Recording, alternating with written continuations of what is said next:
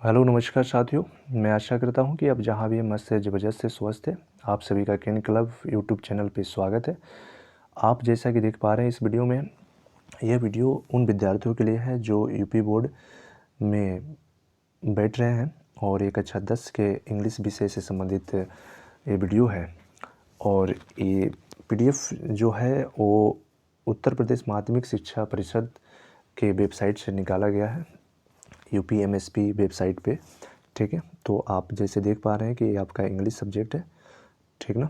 और इस सब्जेक्ट में आपको मैं बताते चलूँ कि इसमें जो मेन हेडिंग है वो कह रहा है कि some useful tips for preparation of examination. यानी कि कोई भी एग्जामिनेशन है उसमें अच्छे नंबर लाने के लिए या उसकी तैयारी कैसे करें उसके बारे में क्या टिप्स हो सकता है, इसको यूपीएमएसपी के थ्रू क्या बातें बतलाई गई है उसको हम लोग समझेंगे यहाँ से। तो जैसा आप जानते हैं कि इंग्लिश जो हाई स्कूल के बच्चे पेपर देने जा रहे हैं वो 4 खंड में बटा हुआ है, जिसमें से आपका एक खंड है रीडिंग। रीडिंग में हम लोग को क्या क्या जानना ज़रूरी होता है उस चीज़ें हम लोग समझ लेते हैं यहाँ से। ठीक है, तो रीडिंग में सबसे पहला पॉइंट कह रहा है कि revise with the workbook words and expression. यानी कि जो आपका वर्कबुक है उसको उसके शब्दों और उसके अभिव्यक्ति के आधार पे रिवाइज कर लीजिए। It will help you a lot in practising unseen passage. ये आपको काफ़ी मदद करेगा अनसीन पैसेज को समझने के लिए, अभ्यास करने में। ठीक है, do read the passage twice carefully. आप क्या करें कि उस पैसेज को 2 बार केयरफुली सावधानी पूर्वक क्या कर लीजिए, पढ़ लीजिए। ठीक है, पढ़ने के बाद से आपको करना क्या होगा उसके बाद से कि आफ्टर फर्स्ट रीडिंग, यानी कि जब आप उसको 2 बार पढ़ने जा रहे हैं तो उसमें जो फर्स्ट रीडिंग कर रहे हैं उसके बाद read the questions and then read the passage again. यानी क्वेश्चन को पढ़िए और उसके बाद से फिर से पैसेज को एक बार पढ़ लीजिए। यानी कि आपको 2 बार पढ़ना है। उस 2 बार में एक बार आप जब पढ़ लीजिए उस अनसीन पैसेज को, तो पढ़ने के बाद से आप एक बार क्वेश्चन को पढ़ लीजिए और जब क्वेश्चन पढ़ लीजिए तो फिर से पैसेज को दोबारा पढ़िए। जब आप दोबारा पढ़ेंगे तो उसमें कह रहा है कि keep underlining the key sentences and words. आप जो उसमें से की सेंटेंसेस मिल रहे हैं, वर्ड्स मिल रहे हैं, उसको अंडरलाइन कीजिए to locate the answer easily. ठीक है, उससे आपको क्या होगा कि आंसर जो ईजिली लोकेट हो जाएगा वहाँ पे। ठीक है, उसके बाद से आपको क्या करना होगा, जब ये चीज़ें पता चल जाएगी तो आपको क्या करना होगा, ठीक ना। देखिए आगे कैसे क्या कह रहा है।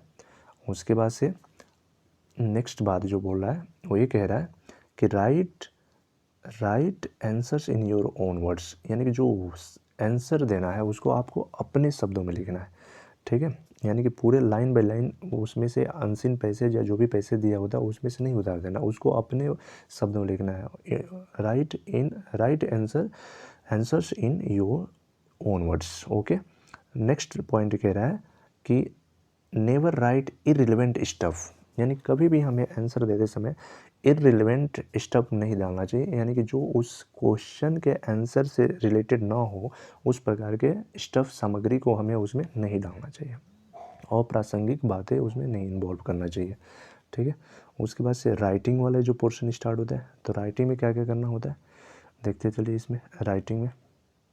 ठीक है, तो राइटिंग में कह रहा है पहला line, proper format of letters and application must be practised. तो प्रैक्टिस होना चाहिए आपके proper format of letters and application, यानी कि जो लेटर्स होते हैं और एप्लीकेशंस होते हैं उसके जो प्रॉपर फॉर्मेट है उसका प्रैक्टिस हो जाना चाहिए। यानी कि जो भी आप लेटर और एप्लीकेशन पढ़ रहे हैं उसके एक फॉर्मेट पे वर्क कर लीजिए, किस प्रकार के लेटर का फॉर्मेट है और किस प्रकार से एप्लीकेशन का फॉर्मेट है। उसके फॉर्मेट को जब आप प्रैक्टिस कर लेंगे तो उस प्रैक्टिस के आधार पे आपको एक आइडिया लग जाएगा कि भाई किस तरीके से अगर हमारा एप्लीकेशन आता है या लेटर आता है तो उस पर हमें किस प्रकार से काम करना है। ठीक है, तो ये आपके कुछ तरीके हैं, इस हिसाब से आप इसमें कुछ काम कर सकते हैं। ठीक ना। उसके बाद से इसमें कुछ वीडियो ज्ञान दीक्षा पोर्टल एंड ई ज्ञान यूट्यूब चैनल के बारे में चर्चा किया है, जो आप इसमें अन्य वीडियो भी देख करके हिंट्स ले सकते हैं। उसमें लेटर एप्लीकेशन, रिपोर्टिंग, राइटिंग, ये सारी चीज़ों पे चर्चा किया हुआ है। ठीक है, फिर से उसमें जो भी बातें लिखनी है वो क्या होना चाहिए, राइट ओनली रिलेवेंट कंटेंट। यानी जो भी बातें लिखनी है वो रिलेवेंट होना चाहिए, इधर उधर की बातें नहीं होना चाहिए। ठीक है। फिर से एक पोर्शन आता है आपका ग्रामर का, तीसरा पोर्शन की बात किया जाए तो ग्रामर।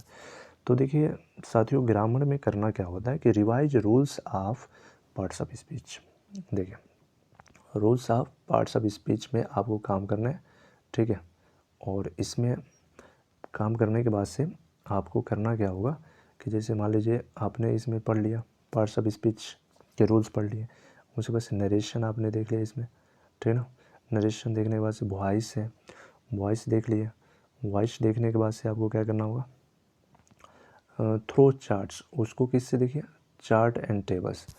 चार्ट उसका बना लीजिए और टेबल उसका, चार्ट टेबल तैयार कर लीजिए, उसके हिसाब से रूल्स ऑफ स्पीच हो जाएंगे, नरेशंस हो जाएंगे, वॉइस हो जाएंगे, ठीक है। उसको आपके लिए एक आइडिया लग जाएगा, हाँ भाई इसका कैसे चार्ट और टेबल के माध्यम से आसान हो जाता है चीज़ें।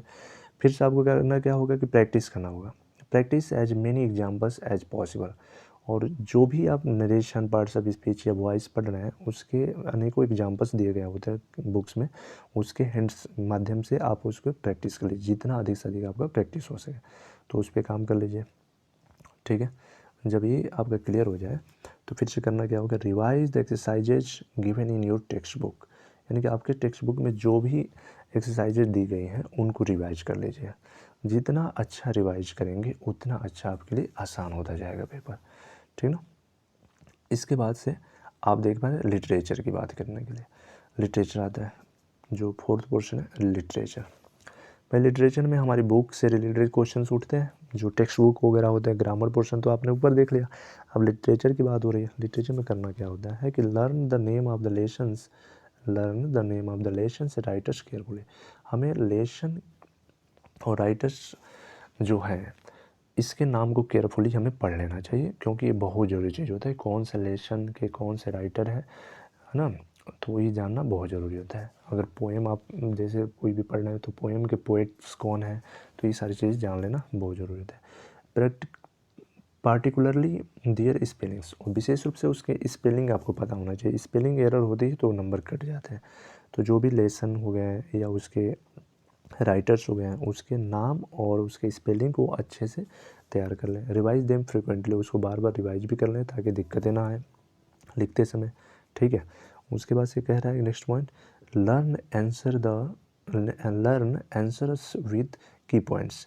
यानी कि जो आंसर आप लर्न कर रहे हैं उसको क्या कीजिए, की पॉइंट्स के अकॉर्डिंग लर्न कीजिए। फॉर एग्जाम्पल यहाँ पे दिया है Lencho's character sketch you can, Lencho character sketch you can learn key points like hard working, firm believer in God, wise, optimist etcetera. तो इसमें के जो कीवर्ड्स हैं उसको माइंड सेट कर लीजिए कि भाई लेंचो जो था वो कैसा व्यक्ति था, हार्ड वर्किंग था, फर्म बिलीवर इन गॉड था, वाइज था, ऑप्टिमिस्ट था, एक्सेट्रा। इस तरह से की वर्ड जब आपको तैयार होंगे तो उसका हिंट्स लेकर के आप आसानी से आंसर राइटिंग कर सकते हैं। It will help you remember the main points of the answers. आपको ना अगर ये याद हो जाता है तो ये आपको काफ़ी मदद करता है, ठीक है ना, मेन पॉइंट्स तैयार करने में, याद करने में आप आंसर्स को, यानी कि उत्तर के, ठीक है। उसके बाद से कह रहा है कि इन the examination also you can write the key points in a box, it improves the presentability.